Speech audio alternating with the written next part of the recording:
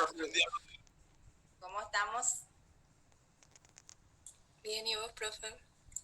Y bien también, después de un largo descanso, súper bien, iniciando hoy la mañana con ustedes. Pueden encender sus cámaras. A ver, ahí ya está Samira. Recuerden que siempre cuando yo ya les digo los buenos días, tienen que encender su cámara, sí o sí, porque esa es la regla, que tienen que estar con la cámara encendida, con la remera de la especialidad, bien puestos, bien peinados, bien higienizados. La única manera de poder aprovechar bien la clase. Ustedes ya vienen de una clase, ¿verdad? Sí, profe. Inglés, ¿verdad? O sea que desde las 7 ya están en pie. Y bueno, hoy sí ya vamos a comenzar con nuestro primer contenido y vamos a hablar acerca del valor calórico de los alimentos. A ver, ¿alguien me puede decir, conoce qué son las calorías? ¿A qué se refiere el valor calórico de los alimentos?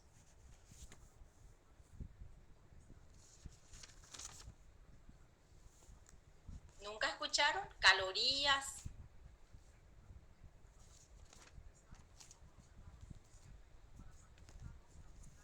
Yo sé que sí. A ver, Samira, ¿qué escuchaste acerca de las calorías? ¿Qué conoces?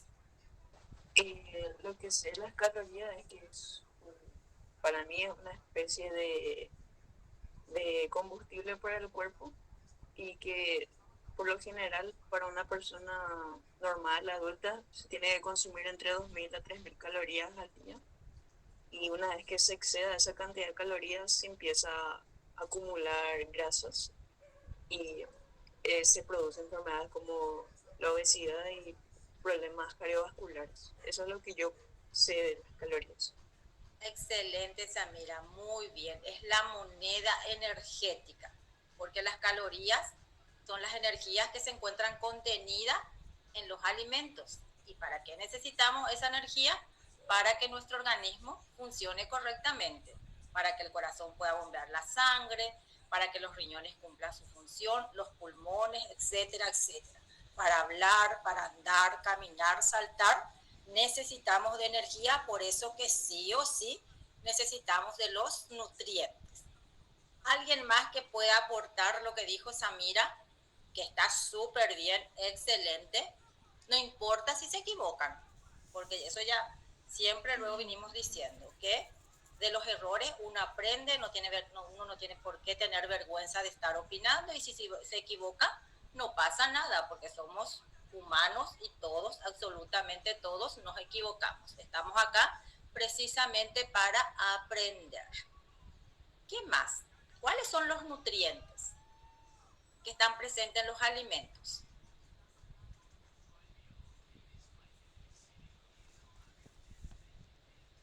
A ver, Paz, que está ahí ocultita, no está prendiendo su cámara, Paz Villar. Perdón, profe. ¿Sí? ¿Qué nutrientes encontrás en los alimentos? Vitaminas Vitaminas, muy bien. y grasas Grasas, muy bien. y no sé, profe. Y bueno, Eso es lo que me dos acuerdo. dijo Paz. Está bien. Vitaminas, grasas o lípidos. ¿Quién aporta más? Proteínas, Muy bien, proteínas, Maya. carbohidratos, Carbohidratos, Minerales. minerales. Muy bien, excelente. Son los nutrientes entonces que se encuentran en los alimentos. Muy bien, entonces de eso es lo que vamos a hablar hoy. Ahora sí, ya pueden apagar sus cámaras porque voy a proyectar las diapositivas.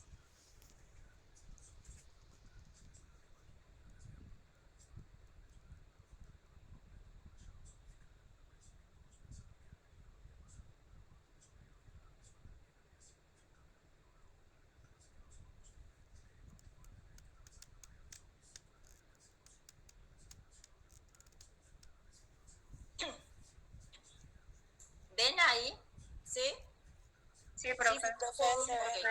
Cualquier cosita, si no me escuchan bien o no están viendo, entonces me avisan, por favor.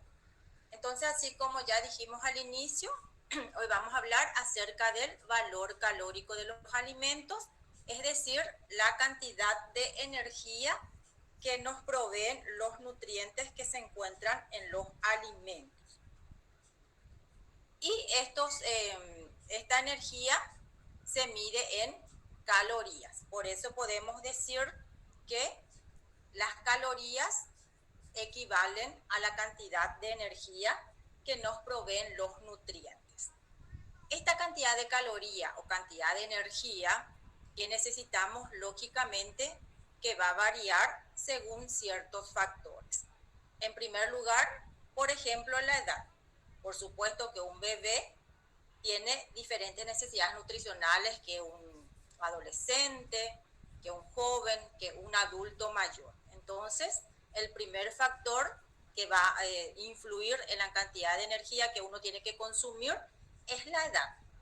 También el sexo. Hombres y mujeres, los varones generalmente necesitan consumir mayor cantidad de energía que las mujeres. Y un factor sumamente importante también es la actividad física. Una persona que lleva una vida más sedentaria, qué sé yo, que de repente trabaja en una oficina, sus necesidades calóricas va a ser sumamente diferente a una persona, por ejemplo, qué sé yo, un albañil que está trabajando y utiliza mayor cantidad de energía. Y por último, también la temperatura es un factor que va a influir en la cantidad de energía que cada persona necesita. Entonces, resumiendo, los factores que influyen en la cantidad de energía que una persona necesita son 4. La edad, el sexo, la actividad física y también la temperatura. Y ahora vamos a hablar acerca de las necesidades de energía por metabolismo basal. Y para entender lo que son las necesidades de energía, tenemos que en primer lugar comprender lo que es el metabolismo basal. El metabolismo basal es la mínima cantidad de energía que una persona necesita para que su organismo funcione correctamente. Así como dijimos, por ejemplo, para que el riñón realice su función, los pulmones, el sistema cardiovascular, etcétera, etcétera. Entonces, la mínima cantidad que una persona necesita. Y tenemos una tablita a través del cual podemos calcular el metabolismo basal. Entonces, si se fijan en esa tabla, vemos que está discernido por mujeres y hombres. Por ejemplo, en el caso de las mujeres, si van de 3 a 10 años, se utiliza la fórmula que dice 22.5 por el peso del niño o de la niña. Vamos a suponer que pese, qué sé yo, 35 kilos. Entonces multiplicamos 22.5 por 35 y le sumamos 499. Entonces ahí obtenemos la cantidad de kilocalorías que ese niño o esa niña necesita por día. En el caso de ustedes, lógicamente vamos a fijarnos en la tablita que va de 10 a 18. Si es mujer, 12,2 por el peso más 746. Y si es varón, 17.5 por peso más 651. Entonces, a ver si ustedes pueden calcular, si ahí con el teléfono, con la calculadora, cada uno va a ser la cantidad de energía que requiere por metabolismo basal y les voy a ir preguntando. Entonces, hagan 12.2 por el peso más 746 si son mujeres. Y si son varones, 17.5 por peso más 651. Hagan ese calculito y voy a ir preguntando al azar. Así es que todos tienen que hacer. Si no saben exactamente su peso, por lo menos algo aproximado me imagino que saben. Entonces les voy a dar un tiempito para que calculen y luego voy a ir llamándole a 3 o 4 personas para que puedan decir cuál es la cantidad de energía por metabolismo basal que necesitan.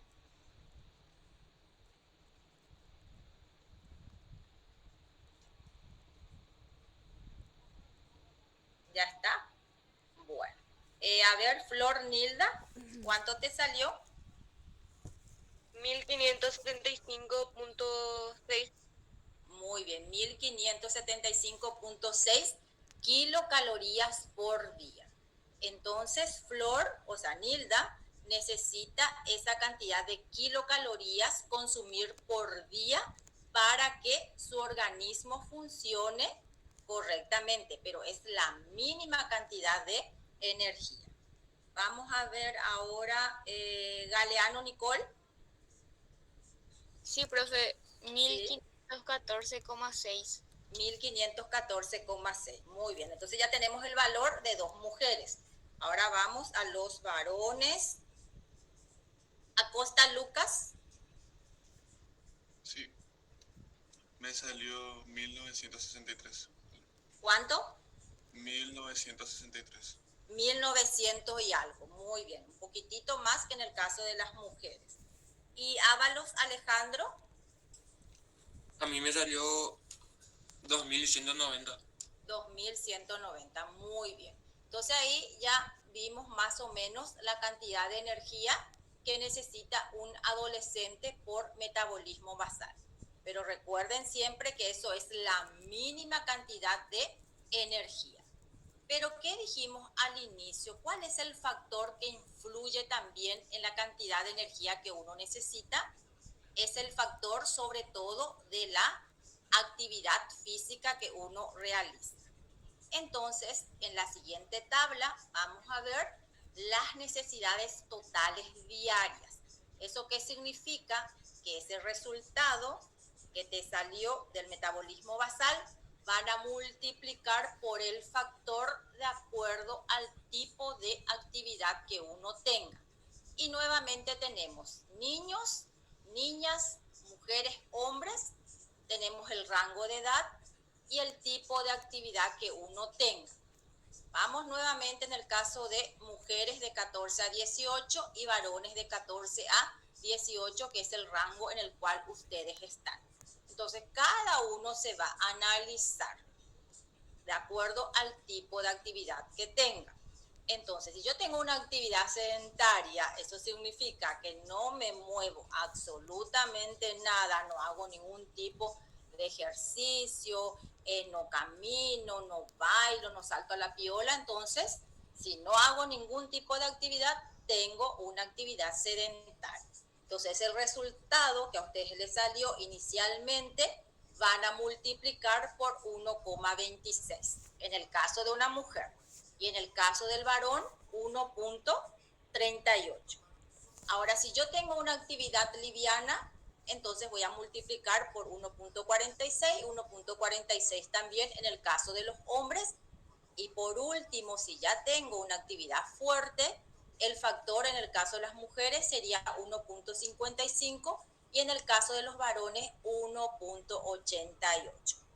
Ahora ustedes me dirán, ¿a qué se puede considerar ya una actividad fuerte? Aquellos que, por ejemplo, practican a un deporte, que lo realizan sí o sí, qué sé yo, 2 a 3 veces a la semana o todas las semanas, entonces en esos casos sí ya sería una actividad fuerte. Y la actividad liviana sería de repente si me voy al gimnasio, una vez, o sea, todos, qué sé yo, 6 veces a la semana, 1 hora, entonces a eso vamos a considerar una actividad liviana. Y la sedentaria, como les dije, aquellos que no realizan ningún tipo de actividad. Y ustedes saben que sí o sí tenemos que movernos, porque movernos es sinónimo también de salud, porque si nos quedamos quietitos, entonces ahí vienen los problemas. Quizás ustedes ahora no lo van a sentir porque son jóvenes todavía, pero todo eso se va acumulando y te pasa la factura ya en la edad adulta. Entonces yo les insto a todos aquellos que no realizan ningún tipo de actividad, tienen que moverse. Y no me vengan con el cuento de que no podemos porque todo el día estamos en clase. Se puede, yo les puedo asegurar que ustedes tienen un tiempito con todas las actividades que tienen para revisar el teléfono. Y se van a dar cuenta porque eso después te avisa cuántas horas promediaste semanalmente. Entonces, ese tiempito que ustedes utilizan para ver el celular, lo mejor sería utilizar para realizar algún tipo de actividad física. No hace falta que yo me vaya al gimnasio.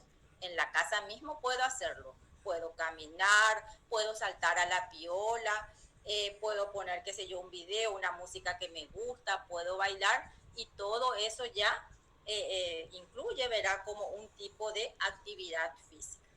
¿Está? ¿Hicieron ya el calculito multiplicando por el factor? Sí, profe. ¿Entendieron? Si es que no entendieron, me preguntan, por favor. Bueno, entonces ahora sí, otra vez, nuevamente voy a preguntar a 2 mujeres y a 2 varones cuánto les salió esa energía que necesita en forma diaria. Chamorro, Lilian. 1862.28. Muy bien, 1862. Entonces, esa es realmente la cantidad de calorías que uno necesita, porque la anterior es el basal, es lo mínimo que necesitas para que funcione. Pero como nosotros somos personas que nos movemos, hacemos actividades, entonces la cantidad de energía total es, en el caso de Lidia, de 1800 y algo. Ahora, González, Ana. Sí, profe. Sí, 1969,8. ¿Cuánto? 1969,8. 900. Muy bien, es súper bien. González, Lucas. 2632, profe. 2632. ¿Vieron? Como en el caso de los varones, sube mucho más. Pereira, Iván. 2943, profe. 2900. Muy bien. Entonces, ese es el cálculo que hacen los nutricionistas para finalmente elaborar un plan de alimentación. Por eso que la dieta tiene que ser personalizada, porque ustedes se dieron cuenta que las necesidades calóricas varían de una persona a otra. ¿Quedó claro entonces hasta acá? Bueno, pasamos a la siguiente diapositiva, donde vamos, esta primero. Vamos a conocer, así como ya me dijeron al comienzo, los principales grupos de alimentos, que esto que tenemos acá en la pantalla son 3 y son los macronutrientes. ¿Qué quiere decir macro? Que son nutrientes que se necesitan en mayor cantidad con relación a los otros. ¿Cuáles son esos macronutrientes? Los carbohidratos, que son también llamados hidratos de carbono, y anteriormente se lo llamaba también glúcidos, porque muchos de ellos presentan sabor dulce, pero realmente lo más correcto es llamarlo hidratos de carbono o carbohidratos, porque como sabemos que estos nutrientes no todos son dulces, pero si por ahí leen glúcidos, ya saben a qué se refiere. También se encuentran las proteínas y las grasas, que son también llamadas lípidos. Entonces, hidratos de carbono, proteínas y lípidos. Y vamos a ir hablando un poquitito de cada uno de ellos. Y no mencionamos a las vitaminas y los minerales, que también dijimos al inicio que son nutrientes. Claro que sí, pero son micronutrientes. ¿Qué significa eso? Que se necesitan en pequeña cantidad con relación a estos grupos de alimentos que vemos en la pantalla. En menor cantidad, pero sí o sí también tienen que estar presentes en la dieta. Entonces comenzamos a hablar acerca de los hidratos de carbono. Así como dice su nombre, hidratos de carbono, ¿por qué elementos están constituidos los hidratos de carbono? Por carbono, hidrógeno y oxígeno. Entonces todo hidrato de carbono tiene carbono, hidrógeno y oxígeno. Estos hidratos de carbono aportan 4 kilocalorías por cada gramo. Eso significa que 1 gramo de hidrato de carbono me aporta 4 kilocalorías. ¿Qué alimentos son ricos en hidratos de carbono? A ver si me pueden decir mirando la imagen. ¿Quién se anima? ¿Qué vemos arriba mismo, en la parte de los hidratos de carbono? El panificado, profe. Muy bien. Las frutas y las verduras, los panificados, las papas, también, por ejemplo, la remolacha, los fideos en general, son alimentos ricos en hidratos de carbono. Pero recuerden que un solo alimento no solamente me provee un solo tipo de nutrientes. Por ejemplo, en el caso de las frutas y las verduras, dijimos que son ricos en hidratos de carbono, pero aparte de eso, ¿qué también nos dan las frutas y las verduras, por ejemplo?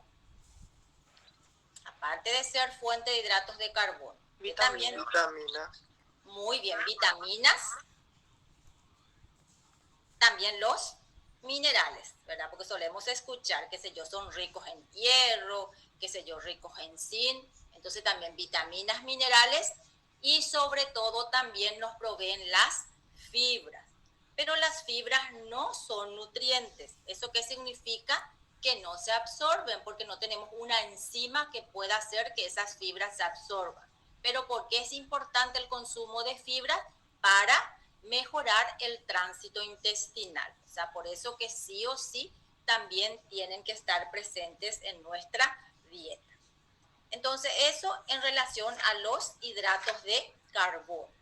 Luego pasamos a las proteínas.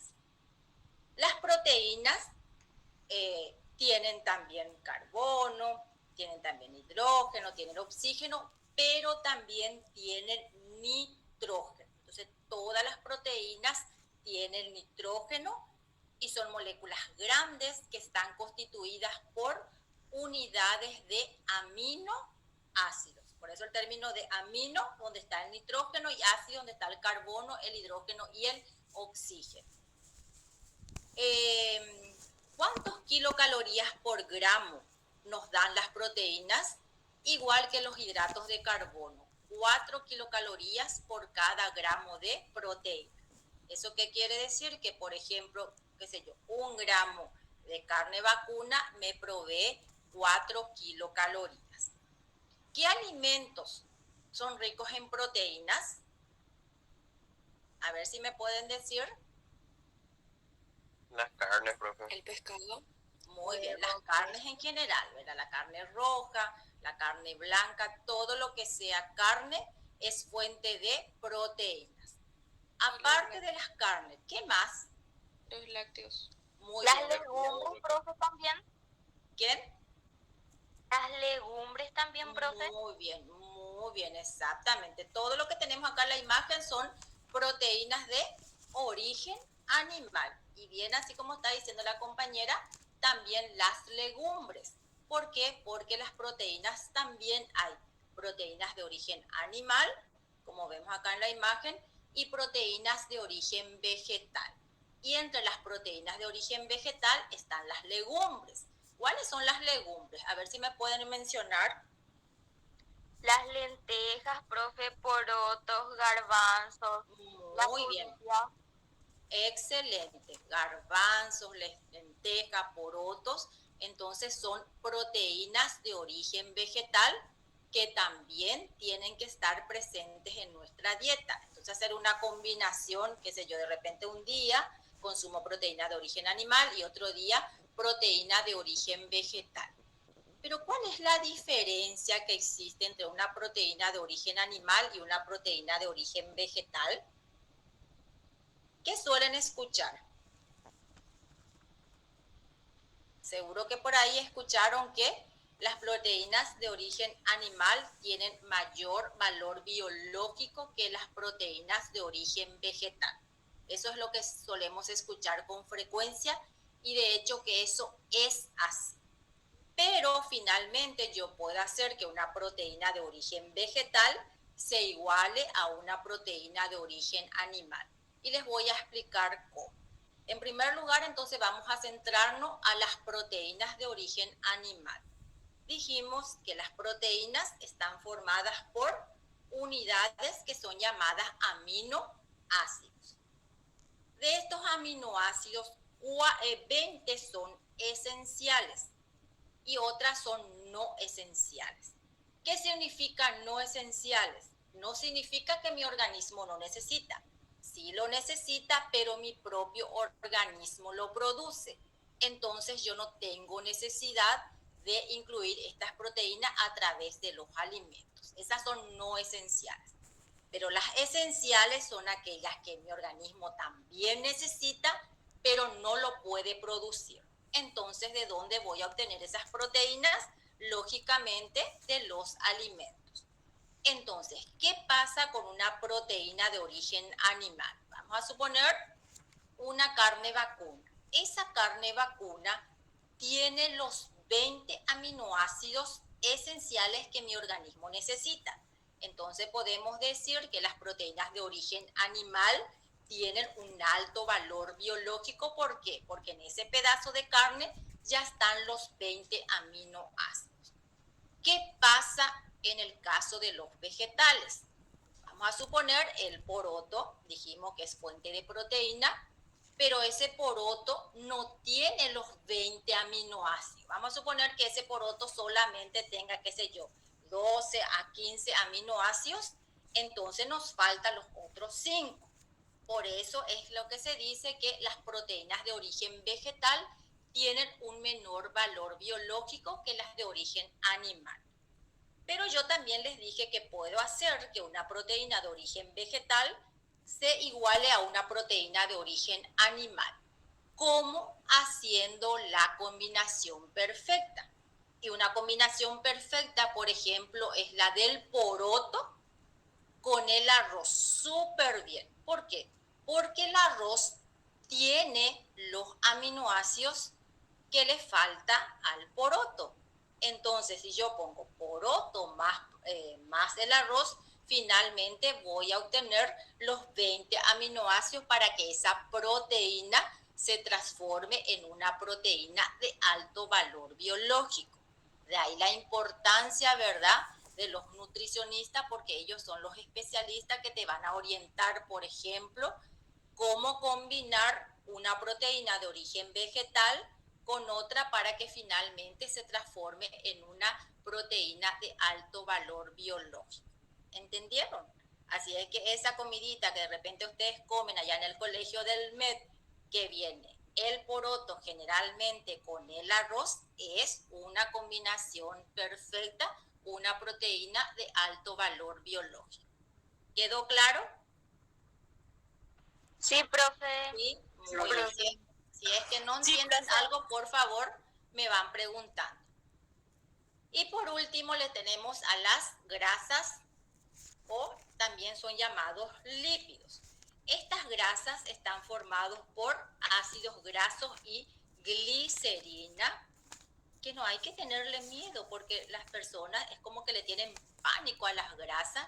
No es así, forma parte del grupo de nutrientes que sí o sí también tienen que estar presentes en la dieta, igual que un hidrato de carbono, una proteína, solamente, por supuesto, no exagerar igual que todos, porque si consumimos más de lo que mi organismo necesita, ese exceso se acumula en forma de grasa. ¿Y dónde se va a acumular esa grasa? Generalmente en el interior de los vasos sanguíneos, y ahí sí ya va a causar problemas. Pero tiene que estar presente porque, por ejemplo, nos protege nuestros órganos, se almacena debajo de la piel. Algunas vitaminas son liposolubles. ¿Eso qué significa? Que necesitan de la grasa para que se puedan absorber. Entonces, tienen que estar presentes también en la dieta. ¿Cuál es la diferencia con las proteínas de los hidratos de carbono? Que las grasas proporcionan mayor kilocalorías por gramo que los hidratos de carbono y las proteínas. Las grasas ya 9 kilocalorías por gramo. Y las otras dos anteriores eran 4 kilocalorías por gramo. Por eso que generalmente solemos escuchar que las grasas engordan, entre comillas. De hecho, que todo va a engordar si es que uno lo consume en exceso, porque como dijimos, todo lo que sobra, todo el exceso, es así como una alcancía. En el caso de la alcancía, generalmente lo que sobra uno va colocando en la alcancía. Y lo mismo también ocurre con nuestro organismo. Todo lo que le sobra lo va acumulando en forma de grasa por si en algún momento lo necesita. También, así como en el caso de las proteínas, las grasas pueden ser de origen animal y de origen vegetal. Por ejemplo, en el caso de la manteca, ¿verdad? Son de origen animal. En el caso de los aceites son de origen vegetal.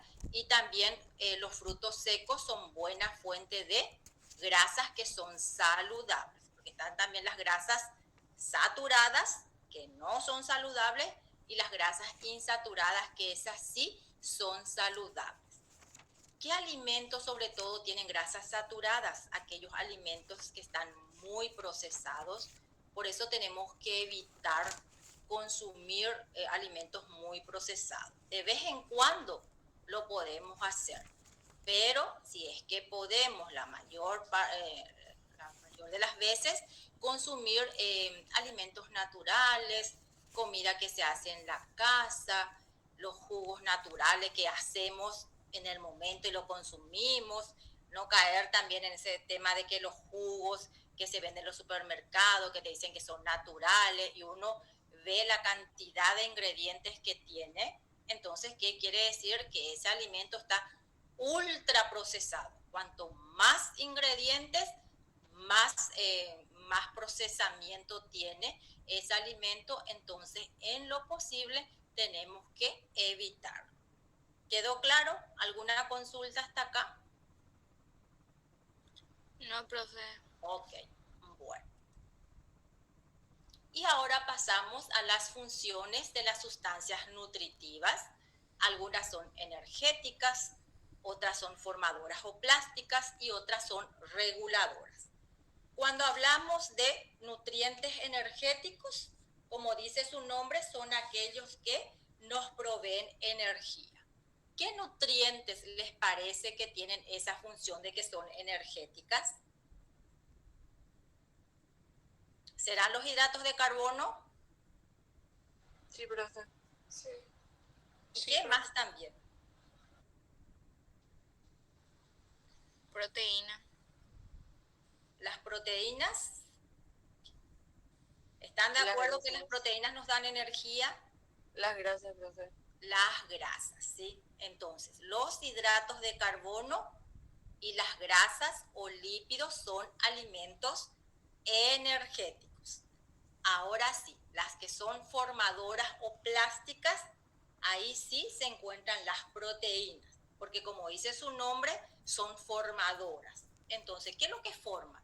Forman, por ejemplo, los tejidos del cuerpo, reparan y renuevan también esos tejidos, y entonces dentro de ese grupo se encuentran las proteínas. Por eso que generalmente solemos escuchar que tenemos que consumir proteínas para, qué sé yo, de repente hipertrofiar un músculo. ¿Por qué? Porque son formadores. Y por último están las reguladoras, y ahí dentro de las reguladoras se encuentran los micronutrientes. ¿Cuáles son los micronutrientes? Las vitaminas y los minerales. ¿Y para qué sirven? Para mantener el equilibrio en los procesos metabólicos, por ejemplo, también a aquellos que nos dan inmunidad, en el caso de la vitamina C, que solemos escuchar que siempre nos dicen tenés que consumir vitamina C para que no te engripes. ¿Y por qué eso? Porque lo que hace es, la vitamina C lo que hace es fortalecer el sistema inmunológico. Entonces, por ejemplo, la vitamina C no es que tenemos que consumir cuando ya estamos engripados. Lo ideal es consumirlo durante todo el año. Entonces, cuando de repente uno se encuentra con el virus de la influenza, tu organismo ya está protegido porque regularmente consumís vitamina C. No hace falta la vitamina C, la que viene así en pastillita o en manera de efervescente. Tenemos que obtener sobre todo de alimentos naturales. Por ejemplo, la naranja, todo lo que sea cítrico, son frutas que nos proveen de gran cantidad de vitamina C.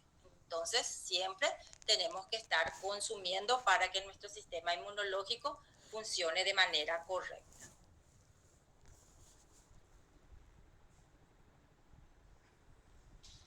Y ahora vamos a ver la cantidad en porcentaje de lo que necesitamos de estos nutrientes para que nuestro organismo funcione correctamente. Y justo acá en la lámina tenemos glúcidos, que dijimos también que a los hidratos de carbono, a los carbohidratos se los llama glúcidos.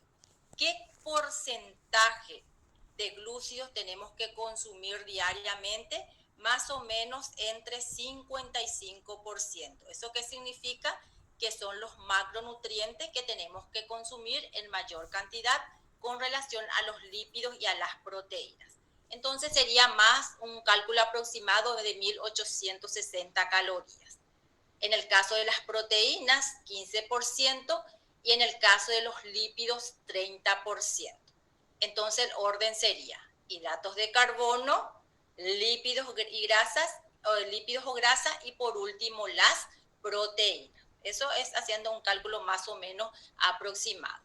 Y si uno, por ejemplo, analiza su dieta diaria, seguro que sí o sí luego uno, sin saber, está consumiendo mayor cantidad de hidratos de carbono. Pero recuerden que siempre tienen que estar presentes todos los grupos de alimentos en todas las comidas que hacemos en forma diaria.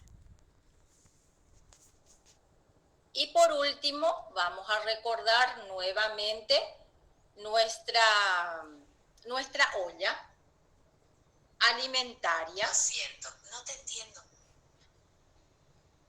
Entonces, eso ya vimos el año pasado y vamos a recordar que está representado, ¿verdad?, en una olla, y que este gráfico pueda ser interpretado por cualquier persona. Eso es el objetivo, ¿verdad?, que no precisamente una persona, qué sé yo, muy entendida pueda interpretarlo, sino que cualquier persona que vea pueda interpretarlo. Entonces, ¿qué tenemos que consumir todos los días? Que se encuentran en la base de la olla: cereales, tubérculos y derivados, que son fuentes sobre todo de hidratos de carbono. Luego, subiendo en el punto 2 y en el punto 3, están las frutas y las verduras. Las verduras todos los días, sí o sí.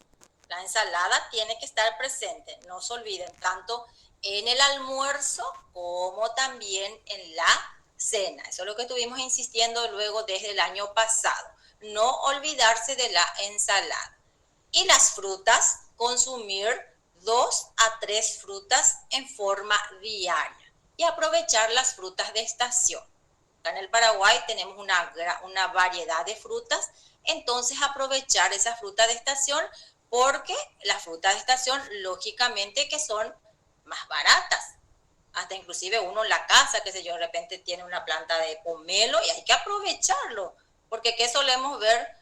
Y que los pomelos se caen, se pudren y la gente no lo utiliza. Lo mismo también ocurre con el mango, una gran cantidad de mango, una fruta que nos provee de muchos nutrientes y finalmente lo desperdiciamos. Entonces, tener en cuenta consumir por lo menos 2 a 3 frutas todos los días.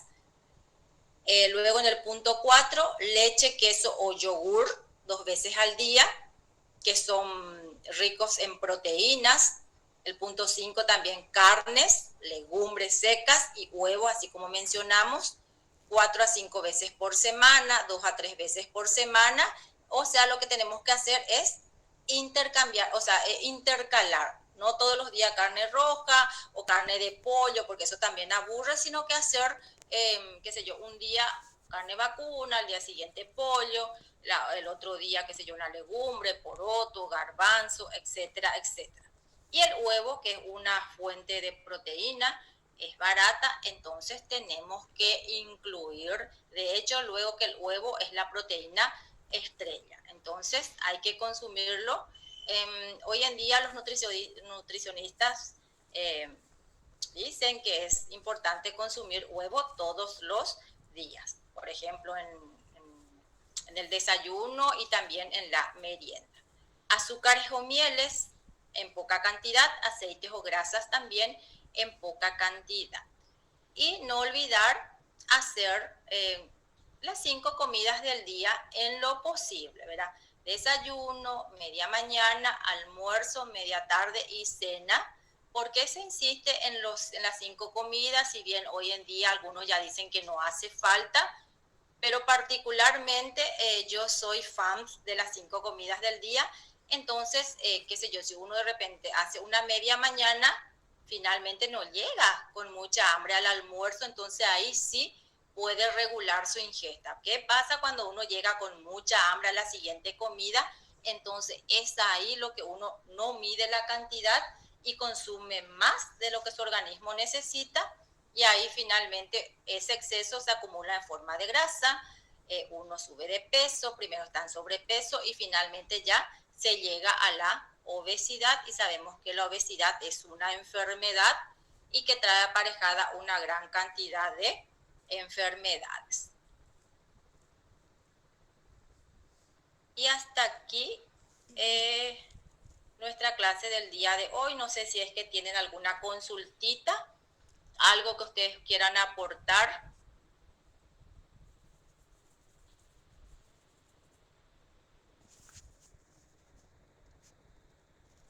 Profe, Ese pulgarcito hacia abajo. profe, no sé si